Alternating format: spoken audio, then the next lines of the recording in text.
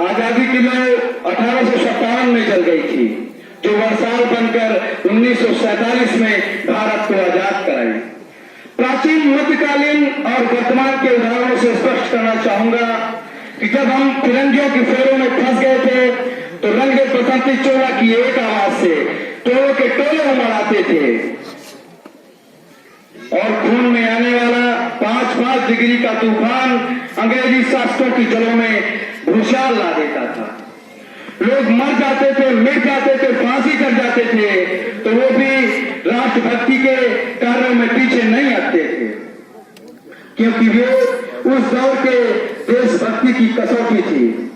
लेकिन आज देश बलिदान नहीं मांगता, देश मर जाने को, मिट जाने को, फांसी कर जाने को नहीं कहता। तब देश मर जाने को, मिट जाने को, फांसी कर जाने को कहता था, किंतु आज देश ये सब करने को नहीं कहता। मेरे विचारों में यदि कोई व्यक्ति अपना कार्य पूरी निष्ठा से करे तो वही सबसे बड़ी देशभक्ति है। यदि आप कहेंगे 26 जनवरी और 15 अगस्त को तिरंगा ले लेना देशभक्ति है, तो फुटपाथ पर रहने वाला बच्चा ट्रैफिक की छांव में नंगे पांव में तिरंगा बेच रहा होता है, तो क्या आप उसकी देशभक्ति कहेंगे? ये उसकी देशभक्ति नहीं, उसके पेट की शक्ति है जो उसे ऐसा करने में मजबूर करती है। क्योंकि न मंदिर को जानते हैं, न मस्जिद को जानते हैं, जो पेट के भूखे होते हैं वो सिर्फ भोजन के निवालों को जानते हैं। अपने परिवार, समाज और राष्ट्र के लिए समर्पण का भाव है देशभक्ति। हर देशद्रोही के जीवन में आने वाला गुबार है देशभक्ति, क्योंकि हर देशद्रोही समझ सके कि अगर तू परिंदा है तो ये आसमान तेरा है, अगर तू परिंदा है तो ये शमशान तेरा है। भाईचारे से रहना है तो रह इस जमीन पर, वरना ये कब्र भी तेरी है और कब्रिस्तान तेरा है।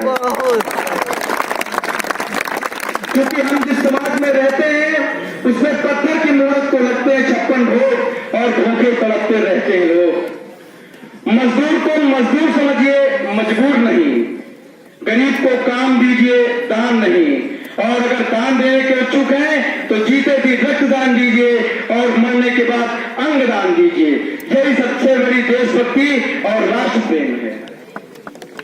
परंतु एक वैचारिक बीमारी हमारे समाज में नजर आती है। हम सबसे बड़े लोकतंत्र हैं जहां हिंदू, मुस्लिम, सिख, ईसाई पैदा होते हैं, लेकिन अब इंसान पैदा नहीं होते। जरा सोचकर देखिए, ये पेड़ पौधे भी परेशान हो जाएं अगर परिंदे भी हिंदू और मुसलमान हो जाएं। हमारी संस्कृत, हमारी सभ्यता को दुनिया ने शीश नवाया है, तो क्यों आस्था के नाम पर हमने अंधविश्वास फैलाया है? मेरे विचारों में राष्ट्र निर्माण तब संभव होगा जब महिलाओं की इज्जत नहीं, उनकी पूजा की जाएगी।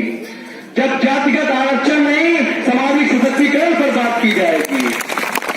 हमारा राष्ट्र निर्माण तब संभव होगा जब स्वच्छता अभियान पर सरकार नहीं, सड़क पर चलने वाला हर एक नागरिक हाथ उठाएगा, स्वच्छ भारत और स्वस्थ भारत को दिल से अपनाएगा।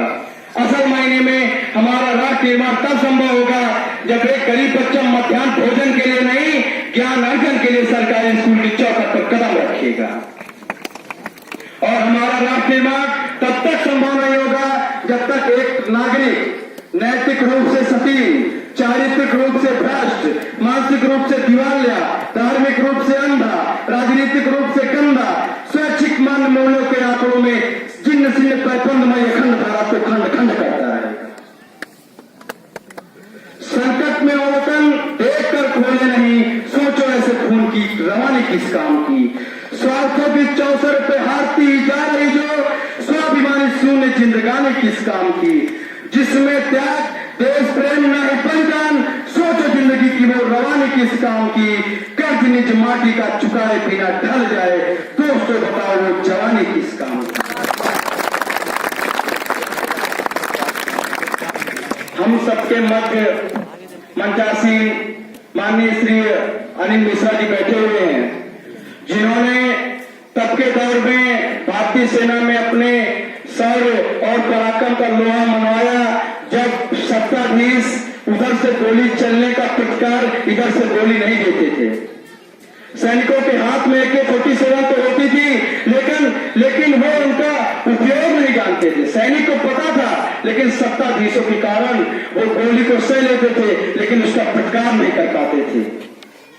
सत्ताधीशों को दर्पण दिखाती हुई और माननीय श्री के चरणों में मैं संपूर्ण जनता को अर्पित करता हूं, क्योंकि लाल और नीली बत्ती के जिन कारों पर हमले हैं, गांव जो कोर्ट में बैठे लोग अधिकतर गुंडे हैं। ये पाकिस्तानी गांवों पर दिल्ली के चाटे होते, यदि हमें दो के बदले भी शीश काटे होते। बार बार दुनिया के आगे हम न शर्मिंदा होते और हमारे सारे सैनिक सरहद पर जिंदा होते। ये कैसा परिवर्तन है खुदाई के चरणों में, सेना का सम्मान पड़ा है चरमपंथ के चरणों में। किसका खून नहीं खोलेगा पढ़कर अखबारों में, सिंहों की गर्दन कटवा दी चूहों के दरबारों में। को भारत क्यों से जाता है, ज्यादा संयम भी दुनिया में कायरता कहलाता है। बंदूकों की गोली का उत्तर सद्भाव नहीं होता, हत्यारों के लिए अहिंसा का प्रस्ताव नहीं होता, कोई भी सर कभी सांप के बीच नहीं पहुंच सकता है और भेड़िया शाकाहारी कभी नहीं हो सकता है। पीपल छाया मांग रहा था यूं पीकर के पेड़ों से, जैसे कोई शेर सुरक्षा मांग रहा हो भेड़ों से, जैसे कोई मोती खोजे झीलों की अंगड़ाई में, हम कस्तूरी खोज रहे थे उल्लू की परछाई में। कश्मीर में एक विदेशी देश दिखाई देता है, संविधान को टुकड़ाता परिवेश दिखाई देता है। वे घाटी में भारत के झंडे को रोज चलाते हैं, सेना पर हमला करते हैं, खूनी फाड़ मनाते हैं। हम दिल्ली की खामोशी पर शर्मिंदा रह जाते हैं, भारत मुर्दाबाद बोलकर वो जिंदा रह जाते हैं। सेना पर पत्थरबाजों को कोई इतना समझा दो, ये गांधी के गाल नहीं है, उनको इतना बदला दो, तब चौराहों पर हत्यारे महिमा मंडित होते हो, भारत मां की मर्यादा के मंदिर खंडित होते हो। जब बस भारत के नारे और गुलमर्गा की गलियों में शिमला समझौता चलता है बंदूकों की नलियों में, तो केवल आ सकता है हिम्मत की खुदारी की। सेना केवल 2 दिन की मोहलत दे दे तैयारी की, घाटी को आदेश सुना दो, घाटी खैर नहीं होगी, जहां तिरंगा नहीं मिलेगा उनकी खैर नहीं होगी। राष्ट्रभक्त का दीप जलाना सबको अच्छा लगता है, देश प्रेम का गीत सुहाना सबको अच्छा लगता है। जननी जन्मभूमि प्राणों से बढ़कर प्यारी होती है, देशवासियों की खातिर सुरभित फुलवारी होती है। फिर भी प्रश्न खड़े होते हैं जगह जगह विस्फोटों से, मां तेरी संतानों को कैसी लाचारी होती है। जब प्रदेश का बच्चा बच्चा वंदे मातरम गाएगा, कोई भी आतंकी कैसे उग्रवाद अपनाएगा, अपना पूज्य तिरंगा अपने पैर पैर फहराएगा, जो इसकी तौहीन करेगा मिट्टी में मिल जाएगा।